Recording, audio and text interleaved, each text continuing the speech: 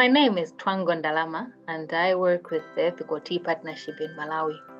My role is to just manage implementation of programs and coordinate with partners.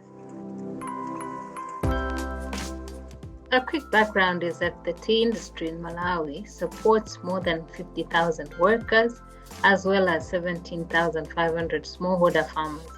And I would say the three topmost pressing issues in tea in Malawi are, number one, the issues around inequality between men and women.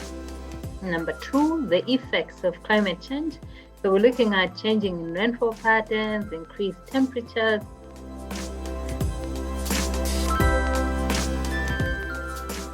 Thirdly, I would say is low prices of green leaf tea, which really leads to low incomes.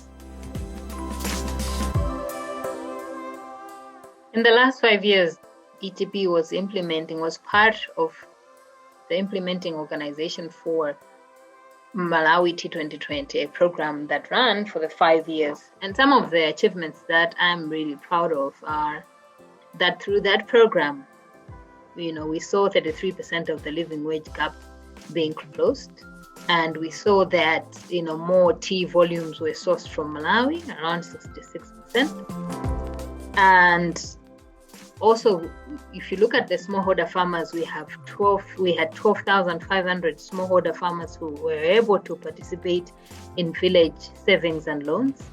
These are groups where farmers come together to save and access credit, which also leads to increased financial security. With 64% of all tea farmers trained through the Farmer Food School program, this is a year-long program where farmers come together to learn good agricultural practices. Last but not least, we also managed to roll out the gender equality and sexual harassment and discrimination policy, which was implemented across all the tea estates.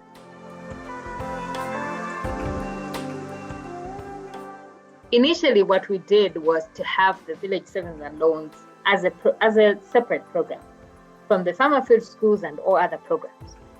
We realized that with each program that we ran, farmers needed to have access to income.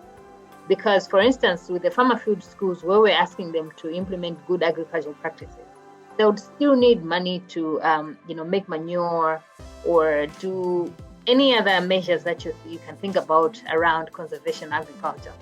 So what the lesson was is that with every program that we do, we run the village savings and loans as a foundation so that the farmers have income, to be able to do other things for their households, but also to be able to implement programs sustainably.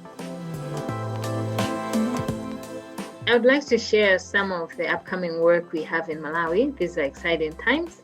We're looking at, on the economic side of things, upscaling the village savings and loans under programs called the Ulalo and Kuala. So the main objective of the program is to build the economic resilience of tea estate workers, which enables a decent standard of living and promotes a more equal society. Secondly, in terms of equality, we have a project that is called Tikwere. And really, this is to support existing women's empowerment work in tea, working with existing gender initiatives and local civil society organizations. We want to upscale programs that have been proven to empower women, such as the village savings and loans. And we also want to identify and initiate new programs that are considered to be needed and urgent for women in tea. Thirdly, we're looking at the environment. And here we really are looking to upscale the landscape project. And the intent is to protect the environment. And we're looking at planting trees, protecting the watershed, as well as also business side of things, so encouraging beekeeping for farmers to protect the natural forest. I think it's important to talk about some of the gender issues in Malawi. I know that for the last year, we've seen, a lot of things in the media that have actually raised the profile of gender in Malawi. As ETP, we feel and see the importance of reacting quickly, and also at the same time establish programs that will have a long-term approach.